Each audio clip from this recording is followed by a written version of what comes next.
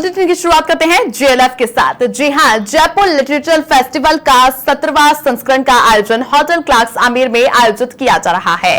वहीं पर Jaipur literature festival का ये चौथा दिन है और देश की नामचीन हस्तियां जेएलएफ में शिरकत कर रही है। इन्फोसिस फाउंडेशन की फाउंडर सुधा मूर्ति का भी सेशन आयोजित हुआ है। हरदीप पुरी केंद्रीय मंत्री जो कि इस सेशन में शामिल हुए हैं। साहित्य के महाकुंभ को लेकर के चौथा ये दिन है, जिसमें बाकी यहाँ पर कॉमन येट अनकॉमन बुक पर चर्चाएं भी चल रही हैं। आपको जानकारी दे दें कि फेस्टिवल में देश विदेश के 550 से ज्यादा लेखक, वक्ता और कलाकार चर्चाएं कर रहे हैं। केंद्रीय मंत्री हरदीप पुरी ने भी शिरकत की है।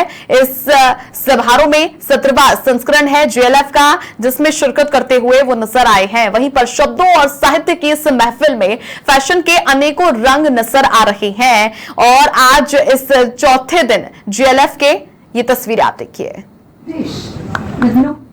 जयपुर लिटरेरी फेस्टिवल में तो कई सालों से आ रहा हूँ। मेरी अपनी बुक्स यहाँ पे लॉन्च हुई है, पर आज एक is a special occasion because Lakshmi का debut novel is being launched here and it's got rave reviews.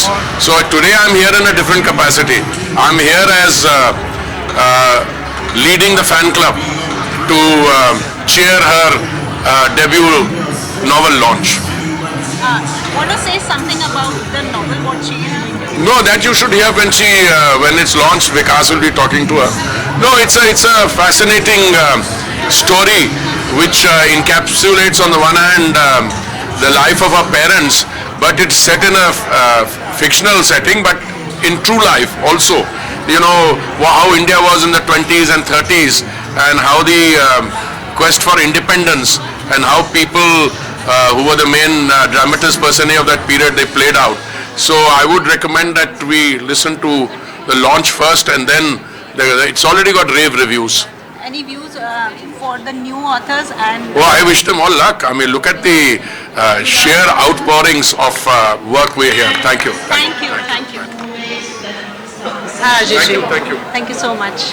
केंद्रीय मंत्री हरदीप पुरी ने भी शिरकत की है और जिस तरीके से आज वो फैन क्लब जिस तरीके से उनके बीच में उन्हीं की तरह शिरकत करने के लिए वो पहुंचे हैं इन सेशंस को यहां पर अटेंड करने के लिए। और जेएलएफ का चूंकि 17वां संस्करण है, हर दिन नए नए सेशंस होते हैं, अनेकों नामचीन हस्तियां इसमें शिरकत करती हैं। और काफी आप देखिए कि देश ही नहीं बल्कि विदेश से काफी सैलानी भी जेएलएफ में शामिल हो रहे हैं। और उत्सव जो कि थीम पर राजस्थान के रंगों का ये बनाया जाता है साहित्य के महाकुंभ में, जिसका आज ये चौथा दिन है। कई सेशंस हैं जिनका आयोजन किया जाना है और मुख्य सचिव यहां पर भी आपको नजर आए हैं, सुधांश पंत, उन्होंने भी शिरकत की है जेएलएफ के आज के इस चौथे संस्करण में।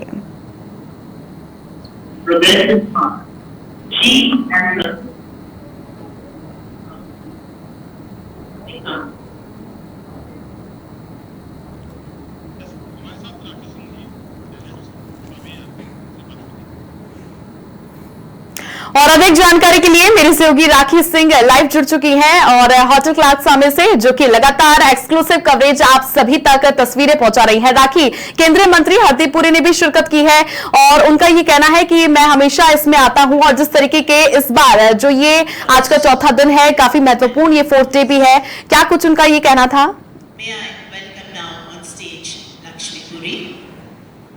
बिल्कुल छवि, देखिए केंद्रीय मंत्री हरदीप सिंह पुरी यहाँ पर अपनी वाइफ, अपनी लीडिंग लेडी लक्ष्मी पुरी को एनकरेज करने के लिए आए हैं, क्योंकि उनका डेब्यू है ये। उन्होंने एक बुक लिखी है द स्वलोइंग सन। ये जो बुक है, उस बुक में उन्होंने 3 जनरेशंस की बात की है छवि। उन्होंने अपनी मदर इन लॉ, अपनी खुद की मदर, और जो लास्ट जो चैप्टर है उसमें उन्होंने खुद को एज अ मदर इस बुक में कहीं ना कहीं डिपिक्ट किया है। तो इस बुक के डेब्यू के लिए हरदीप सिंह पुरी यहाँ पर आए हैं। उन्होंने, जैसा कि हमने उनसे बात की थी, उन्होंने कहा कि मैं भी बुक्स लिख चुका हूं, और लेकिन आज का ओकेजन मेरे लिए ज्यादा इंपॉर्टेंट इसलिए हो जाता है कि मैं अपनी वाइफ को उसके डेब्यू पर और अपने पूरे परिवार के साथ, उनकी बेटी भी आई हुई है, उनके कजिन भी आए हुए हैं, उनकी मदर भी, मतलब सारा परिवार यहाँ पर उनको चेयर्स करने के लिए बैठा है, उनको बूस्ट अप करने के लिए, ताकि उनका मोराल, अगर कहीं वो मंच पर आके घबराए तो वो घबरा ना पाए। देखो मैं आपको नजारा दिखाती हूँ छवि, ये दरबार हॉल है और अब यहाँ पे सेशन शुरू ही हो चुका है। हरदीप सिंह पुरी वहां पर है हैं, उनकी मदर उनके साथ में बैठी हैं, जो आगे का जो फ्रंट रो है वो पूरा का पूरा उनकी फैमिली के मेंबर्स ही यहाँ पर बैठे हैं। और साथ ही साथ अमिताभ कांत जो है नीति आयोग के जो कार्यकारी अधिकारी रहे हुए हैं वो भी यहाँ पर इस सेशन को अटेंड कर रहे हैं।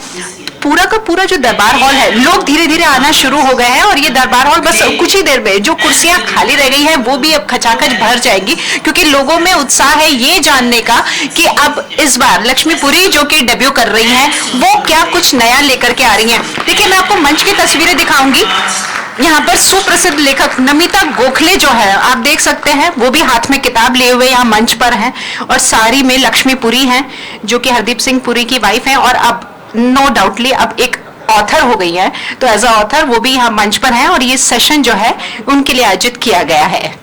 बिल्कुल राखी, और ये तस्वीरें भी हम दर्शकों तक पहुंचा रहे हैं जो कि इस जेएलएफ में शामिल नहीं हुए हैं, वो घर बैठे ये सेशन देख रहे हैं, सुन रहे हैं हर एक जानकारी। समाचार प्लस पर ये तस्वीरें आपने देखी जहां पर केंद्रीय मंत्री हरदीप सिंह पुरी ने शिरकत की है, उनकी जो वाइफ है जो कि एक ऑथर है, और देखिए लॉन्चिंग की जा चुकी है और इसके बारे में जब वो जानकारी देंगी किस तरीके से लिखी है, कितने इनमें उनके दिमाग में विचार थे, हर एक वो यहाँ पर साझा करेंगी।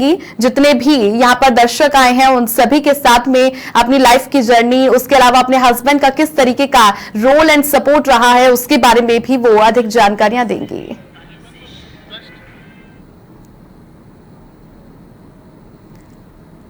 और अब बस सेशन की ये शुरुआत होने जा रही है, चर्चाओं का सिलसिला अब ये शुरू हो जाएगा, जिसके बाद में इंतजार था कि आखिर ये पहली जो बुक है उनका डेब्यू है वो किस तरीके का रहने वाला है, क्या कुछ इस बुक के अंदर रखा हुआ है, सभी जानने के लिए काफी ज्यादा उत्सुक है।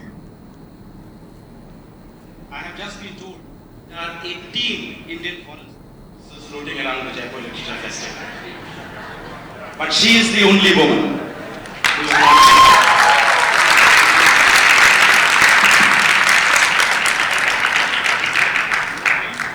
Now this book has been described as an epic feat of storytelling and remembering, but I think it is much more than that. It is really a coming-of-age saga set against the backdrop of the tumultuous changes taking place in the 5 decades of the 20th century in India. So my very first question to you, Ambassador Puri, is what was it about this period that compelled you to write an entire novel around it? Thank you, Gus. As you know, I am a student of history, and I believe that history is the prophet of the future.